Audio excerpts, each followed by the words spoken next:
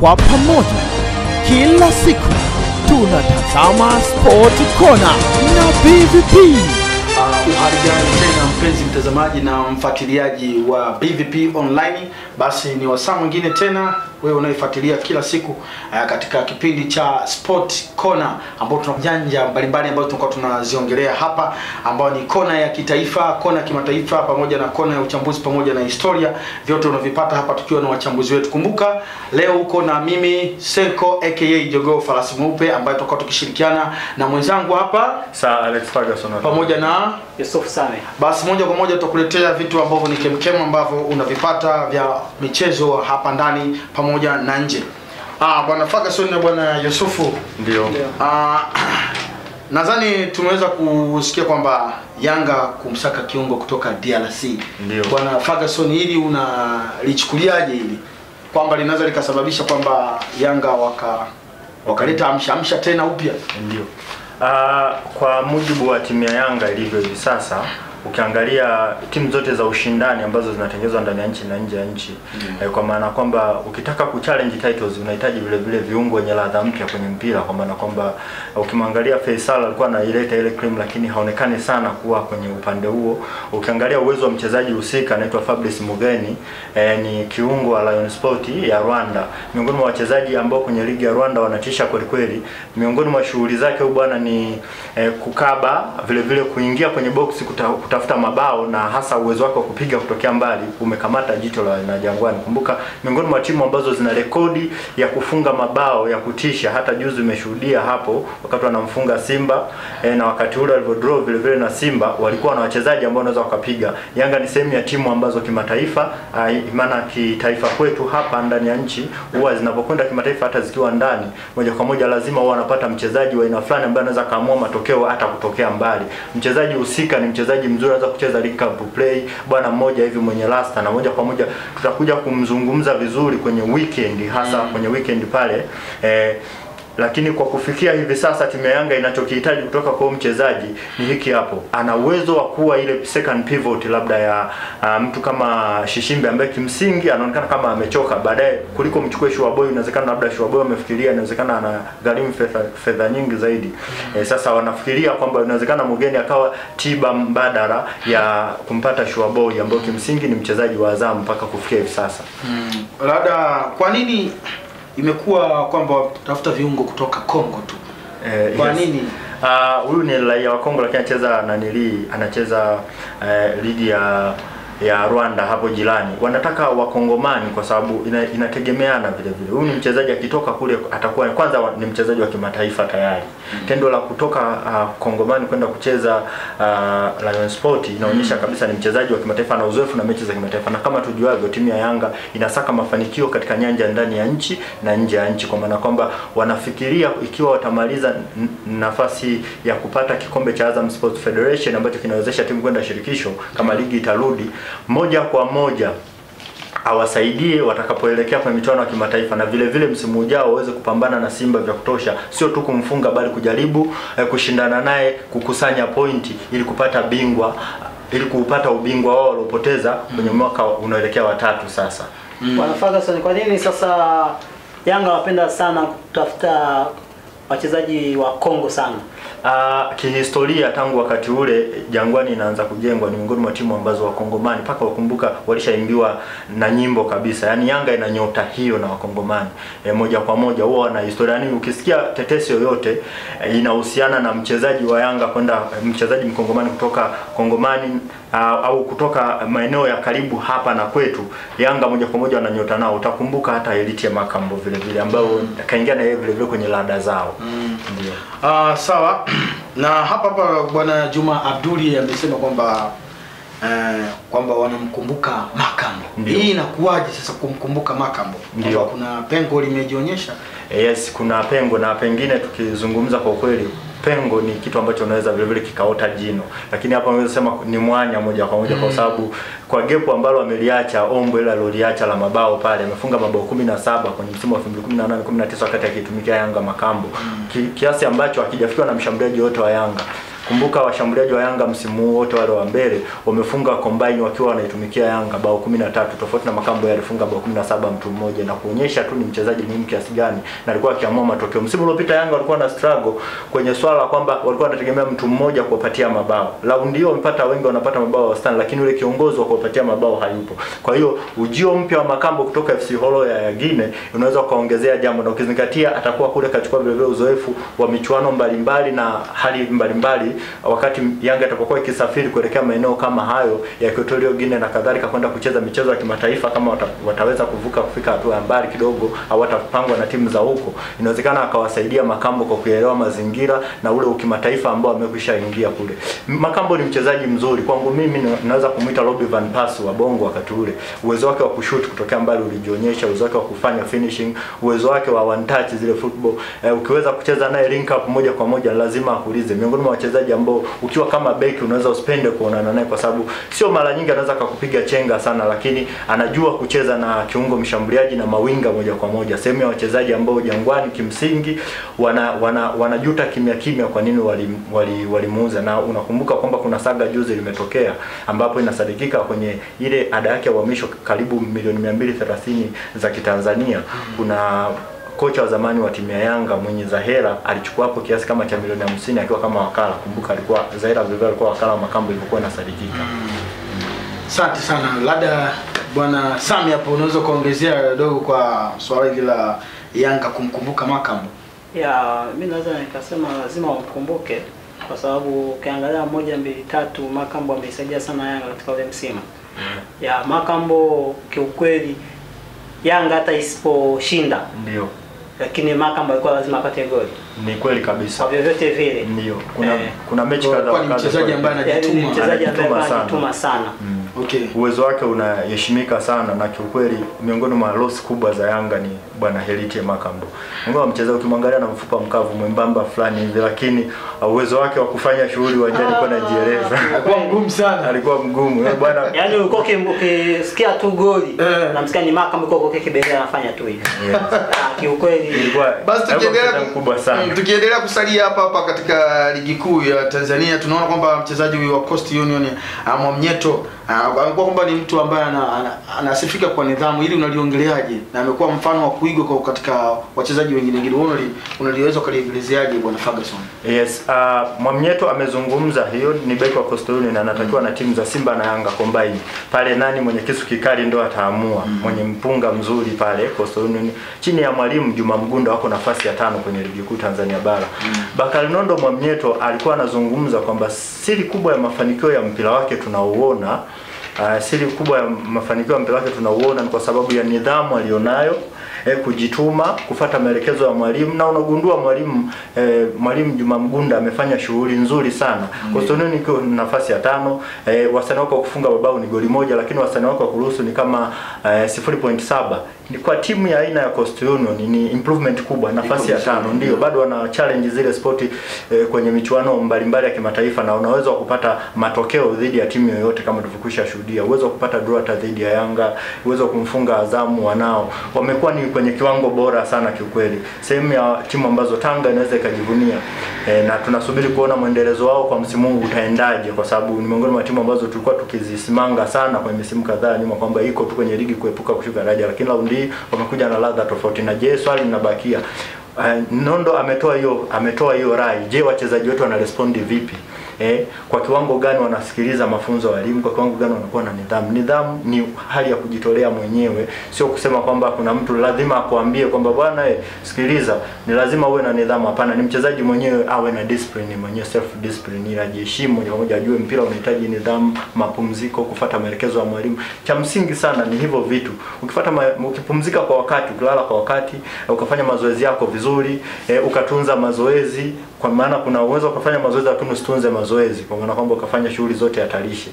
Nondo Mwamnyeto anajaribu kulisema hilo, na nadhani ni fursa nzuri kwa timu za Simba na Yanga na future nzuri ya Taifa Stars. Na unaweza ukachambua kidogo kwamba inaweza ikawa sababu hata baadhi ya timu zingine za hapa Tanzania bara kufanya vibaya kutokana labda na ushirikiano au nidhamu ya kutokusikiliza viongozi wanasemaje? Yes, kuna wakati timu zetu huwa zinafanya vibaya kutokana na tatizo la kinidhamu. Wachezaji wanaweza wakawa na upande kama tulivyokwisha sikia. Kwa mfano nilikuwa nafuatilia kwa chombo fulani cha habari cha kwangu mwenyewe, source yangu. Alikuwa anasema timu ya Yanga mle ndani kuna kama kamsigano, nidhamu imekosekana, na hasa baada ya yule bwana GSM kuingia mle ndani akawa kazitoa zile fedha, kuna baadhi ya watu walikunja. Sasa inatakiwa tu nidhamu na maelekezo endelee kufuatwa. Kwa mfano kuna nyakati tofauti watu kama kina Manidi Chuji walikosa nafasi ya kuitwa Taifa Stars kwa sababu ya nidhamu, watu kama kina Juma Kaseja na wengine ambao walikuwa ikilalamikiwa nidhamu wakati ule. Nidhamu ni miongoni mwa vitu ambavyo discipline ya kwanza ya mtu kumfanya afanikiwe kwa jambo lolote. Lazima uheshimu unachokishughulikia.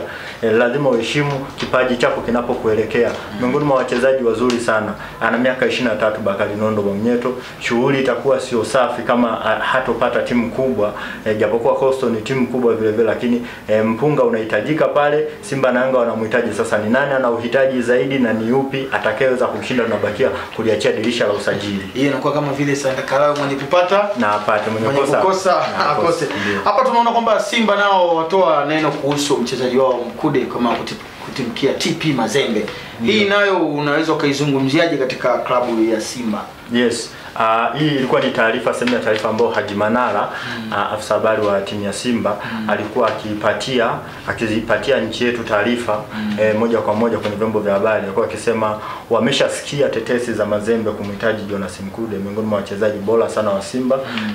Ukiangalia mzigo anaopiga pale kwenye shimoni pale kama kiungo mkabaji, afanya shughuli safi sana. Mpaka wanampatika jina inaitwa Mkude Simba au Mkude Dimba. Kwamba eneo la katikati ni mali yake na maana akajimilikisha. Sasa ukimwangalia vizuri bwana Mkude, lile swala zima la yeye kwenda Mazembe kule ni sehemu ya changamoto mpya ambayo anaweza kaipata, kwa sababu Mazembe pamoja na kwamba ni timu nzuri, pamoja na kwamba Simba ni timu nzuri hapa nchini, lakini haitishi sana kimataifa kama ilivyo Mazembe, walau kuweza kuchallenge kufikia nusu finali mpaka kucheza finali ya klabu bingwa au kombe la shirikisho. Simba bado hajafanya, kwa hiyo inaweza kuwa ni fursa, lakini Manara amedokeza kwamba ameshaongea na wakurugenzi ambao wanajaribu kufanya ile evaluation kupata thamani ya Mkude. Wamewaita tu TP Mazembe, njooni tuzungumze, biashara inawezekana kufanyika. Na ukiangalia hapo lazima wamchukue, sababu game ya pili ya marudiano kwa klabu bingwa Mkude aliwadhibiti sana walipokuja hapa Tanzania. Yes. Kwa sema TP Mazembe aliwadhibiti sana. Yaani alificha sana wale viungo wao pale katikati. Ndio. Basi tutarudi tena katika ingo ya kimataifa. Ila tuende kwenye break fupi kidogo, alafu tutarudi kuendelea na kona za kimataifa. Usiondoke kwenye channel yako ya BVP Online. Tuko pamoja. Kwa pamoja kila siku tunatazama Sport Corner na BVP. Sana baada ya kupata pumziko fupi au break fupi kutoka kwa wadhamini wetu, basi tunaendelea kuchambua habari za michezo kimataifa. Na leo tutaangalia bwana Ferguson, ndio hapa kwamba katika swali la ligi ya Italia kurejea tena, tumeona kwamba Ronaldo tu ameweza kufikia karantini. Ndio. Hii wanamuhisi kwamba anaweza akawa na corona ikawa shida. Inakuwaje sasa kwenye hii ligi na unaonaje itakavyokuwa imerudi? Ndio. Hii ni mwendelezo wa ligi baada ya kushuhudia ndani ya siku 3-4 zilizopita ligi kuu ya Ujerumani kutangaza rasmi Bundesliga inaweza karejea. Italia nao wanafikiria kurejesha ligi walau mwezi wa 6 pale. Sasa pamoja na kurejesha ligi, lakini lazima wachezaji wapelekwe karantini kwa ajili ya uhakiki wa zile siku 14 ikiwa hawana maambukizi na walio na maambukizi wapone. Na maana Ronaldo amewekwa pale sio moja kwa moja na kona, lakini kuhakikisha wanamlinda na maambukizi na kujua hali yake afya kwa siku 14 kabla ya kuelekea kuonana na watu wengine. Miongoni mwa wachezaji ambao dunia haiwezi kuwasahau, zaidi ya mabao 725 Cristiano amefunga, miongoni mwa goal scorers wazuri sana na wamefikishia wenzetu, umeona hawajaogopa jina, hawajaogopa nini. Sheria zimewekwa na timu zingine vile vile zimeweka wachezaji wake ambazo zimeshaanza kurudi karantini kwa ajili ya kuhakiki zile afya zao kabla ya kuruhusu ligi ije kuendelea, ambapo shirikisho la mpira la Italy FIGC litakuja na mwongozo mzima wa namna ligi itakavyokuja kuendeshwa. Yes. Tukiendelea huko magharibi kwa wenzetu, tunaona kwamba Holanda ni kizungumkuti na Chelsea nayo. Yes. Hii nayo hii hapo imekaa imekaa safi na sio safi, kwa maana kwamba ni kizungumkuti kama ulivyosema, kwa sababu tunaaminishwa kwamba Chelsea inahitaji goalkeeper mpya baada ya Kepa Arrizabalaga pamoja na Willy Caballero kuwa wameshindwa kufikia kiwango ambacho mwalimu Frank Lampard amekwisha kiona. Ameshawatumia wote, lakini wote wamekuwa wanaonekana kama vile wana matatizo mbalimbali. Utakumbuka mechi ambayo ilimfanya Kepa Arrizabalaga awe miongoni mwa magolikipa wanaolaumiwa sana ndani ya klabu ya Chelsea. Ni mechi dhidi ya Arsenal, goli la pili Hector Bellerin, kwa sababu alikuwa anahisi kwamba ule mpira angeweza kuadjust ile bega moja kwa moja akawa kaucheza, lakini haikuwa hivyo, na Hector Bellerin japo Arsenal walikuwa nusu akaweza kusawazisha lile goli ikawa 2-2. Kitendo cha kupoteza point kutoka kwenye nafasi ya ushindi dhidi ya timu iliyo nusu, of course iliyo pungufu, hii ilikuwa inatoa mwongozo kabisa kwamba Chelsea kuna maeneo ambayo inahitaji reinforcement, kwa maana kwamba kuongezewa watu ambao wanaweza wakaja wakafanya shughuli yao. Sehemu ya utamaduni wa Chelsea tangu amenunua Roman Abramovich ni miongoni mwa timu ambazo zinakuwa na magolikipa ambao wanaweza wakawin point, walau magolikipa tu point 12 kwa msimu anaipatia timu yake, ambapo anaweza kawa ndio mbio zao za kuendelea kwenye kutafuta titles mbalimbali. Okay. Tukirudi pale na ni Italia, sivyo? Tunaona kwamba hapa kabisa kwamba Vidal kukubaliwa pale maeneo ya Inter. Yes. Hii unaweza kuizungumziaje? Na vigezo vipi paka inatokea paka kwamba yeye akubaliwe pale Inter? Yes, inaaminika kwamba Inter Milan imekubali kumchukua Arturo Vidal na malipo kidogo ya fedha kwa ajili ya kumwachia mshambuliaji wake Lautaro Martinez aende Barcelona afanye kama exchange. Yani Barcelona wanataka kumweka Arturo kama sehemu ya deal hili, kwa maana kwamba apelekwe Arturo na thamani ya fedha ili kufili ile gap ambayo ingekuwa kubwa sana la kifedha ambayo Barcelona ungeweza kuitoa. Sasa ni sehemu ya wachezaji ambao kiukweli kwa hivi sasa Arturo hatumiki sana. Tangu mwalimu alipofika Kike Setien amekuwa hampendelei sana Arturo, hivyo anaweza akafikia naye kuangalia changamoto mpya. Miongoni mwa wachezaji vile vile watakaokuwa wamecheza katika zile timu mahasimu, pamoja kutokea uhasimuni moja kwa moja, Inter Milan na Juve ni mahasimu. Kwa hiyo kitendo cha yeye mara kwanza alipokuwa Italia alikuwa anacheza Juventus, raundi yake arudi Inter Milan moja kwa moja inaweza ikakupatia picha, na Inter Milan imepata kuwini title 18 za Serie A wakati Juventus imepata kuwini 34. Labda hapo mchambuzi bwana Sami, unalizungumziaje hili la Vidal kukubaliwa Inter, kwamba inaweza kuleta motisha gani katika ligi hiyo ya Inter Milan hapo? Ya Italia hapo naweza kusema Vidal kwa Inter Milan kama kifanikiwa umepata kitu. Amepata kitu sababu Vidal ana uwezo wa kupiga hadi mashuti. Ndio. Yaani pale nje ya 18 zile Luzibo. Yes. Yeye yuko vizuri sana. Ana uwezo wa kupiga, ana msuli wa kutosha, na mimi naona kwa pale walikuwa wana mtu kama Vidal. Kwa hiyo anaweza akaperform vizuri pale akaizalisha matunda. Kuna ile mipira Lukaku anaweza kutaka kosa. Yes, hapo Vidal. Zile Luzibo zile. Ise Vidal ni mzuri sana. Ndio. Na sema ya wachezaji ambao kimsingi wanajua kulitumikia dimba la kati vizuri. Wakati ule shooting rate yake Copa America iliyopita ilikuwa ni ya ajabu, 44.7. Miongoni mwa wachezaji ambao walikuwa na accuracy ajabu, kila akipiga mashuti 10 hata kama 6 akienda nje, walau yale maneno unaweza ukahitaji kitu. Ni miongoni mwa wachezaji wazuri sana, wanaweza kukaba na wapatia sana mafanikio. Ndio. Akiwa na timu ya Chile wakati huo. Tumeona Jovic anatetewa na baba yake. Ndio. Yes. Sehemu ya taarifa ambayo inavutia, na ungehitaji kuuliza baba anaweza kumpatia mtoto wake kipande cha nyoka ikiwa atahitaji samaki? Hapana. Inakuwa ni atampatia mwanae badala ya mkate? Hapana. Of course anamtetea akisema mwanae sasa ana wasiwasi na ana mawazo, depression. Ana mawazo makubwa sana ndani ya kichwa, kwa sababu amefika katika uhamisho uliogharimu kiasi cha walau pound milioni 50. Alafu ameshindwa kufikia kiwango ambacho walihitaji, na hivi sasa ameumia tena. Niseme wachezaji ambao wakwambia hawako uangalifu hana sana, kwa sababu ameshavurugwa kiakili na amekosa namba ndani ya Real Madrid, ikiwa ni signing ambayo ilitarajiwa kwamba italeta vitu tangia kutoka Eintracht Frankfurt ya Ujerumani, ambayo ni timu alitumikia msimu uliopita. Kumbuka ndugu zetu wa Chelsea walionana na hii timu kwenye hatua fulani ya Europa League, ikawa shughuli kweli kweli. Bwana wao alikuwa anafanya shughuli sio ya kitoto. Miongoni mwa wachezaji wazuri sana, ana urefu wake ni prodigy ukimwangalia, lakini sasa mpira unaelekea kumgomea, na hapo ni sehemu kwenye mpira sio lazima ushindwe kucheza kwa sababu eti imefikia umri wewe huwezi kucheza. Kuna wakati hata majeruhi yanaweza kusababisha mpira ukashindwa kucheza. Watu kama kina Jermaine Ginas wanaweza kuwa mfano mzuri wa wachezaji alipokuwa Newcastle, baadaye Tottenham Hotspur. Basi katika habari za michezo katika upande wa kimataifa tunamaliza. Baada ya mapumziko tutarudi tena katika habari za uchambuzi. Yes. Usiondoke hapo, endelea kufuatilia kipindi cha Kona Sport ukiwa na wachambuzi waliobobea kanda ya Ziwa pamoja na Tanzania. Bwana, tuko pamoja. Kwa pamoja kila siku tunatazama Sport Kona na BVP. Asante sana watazamaji wetu. Basi tumerudi tena katika meza yetu hii katika ingo ya uchambuzi. Bwana Ferguson, tunaomba leo tuchambulie hapo. Yes. Ili mtazamaji wa BVP aweze kuenjoy na kupata vitu ambavyo ni adimu bwana. Yes. Leo katika mulika yetu tungeangalia timu ya Tottenham Hotspur. Chini ya Jose Mourinho, kwa sababu tunatarajia Mourinho ni mwalimu mkubwa. Maajabu aliyofanya FC Porto hakuna atakayosahau. Akiwa na watu kama kina Ben McCarthy, Nuno Espirito Santo, sehemu ya timu ambayo iliwahi kutikisa sana miaka 2000 mwanzoni pale. Na baadaye akatimkia zake Chelsea darajani akaenda kuwapatia ubingwa baada ya miaka 50. Pamoja na mafanikio yote hayo, lakini Jose kuna raundi hii ameteuliwa kuwa kocha mkuu wa Tottenham Hotspur.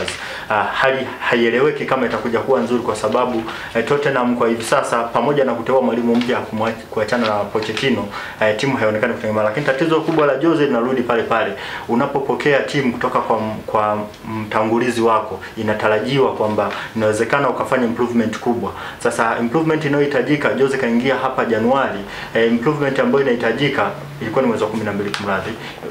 Improvement ambapo inahitajika hapo ni aina improvement ambayo inatakiwa kuinyanyua Spurs kutoka pale kwa imekwama. Inaweza ikaenda kupigania titles, inaweza kamaliza ndani ya top 4 kadri inavyowezekana. Jibu linakuwa ni ngumu sana kuliweka, kwa sababu Tottenham hivi sasa ni miongoni mwa timu kutoka pale ilipokuwa kwa Pochettino misimu miwili mitatu iliyopita, ilikuwa ni timu ambayo haifungiki kirahisi, kwa maana beki walikuwa wako vizuri sana. Tofauti na hivi sasa ambapo wachezaji wanaonekana wamechoka baada ya kutumika muda mwingi, na kile kitendo cha Spurs wao wenyewe kushindwa kusajili kwa madirisha mawili ya usajili, kwa maana kwamba kuna mwaka mmoja uliopita hawakusajili mchezaji yoyote, hali iliyosababisha wachezaji kutumika wale na uchovu kuingia. Sasa wakati mwalimu akizidi kufanya hayo maswala, alisahau kufanya enforcement ya maana kwenye backline, kwa sababu ukiangalia mtu kama Toby Alderweireld umri umesogea, ukimwangalia mtu kama Jan Vertonghen umri umesogea, anakuja Tanganga hakuti partnership ya kueleweka. Wakati huo kwa upande wa mabeki unaweza kuona kitendo cha Kieran Trippier kuhamia Atletico Madrid kimewaathiri sana, hasa upande wa namba 2 ambapo Sergio Aurier amekuwa akifanya makosa kadha, makosa ambayo kiukweli hayavumiliki, hasa kwenye swala zima la kinidhamu, kwa maana kwamba ni mchezaji ambaye anakula kadi nyingi. Ndio muda unaanza kutuacha. Tuendelee hapo kidogo katika historia.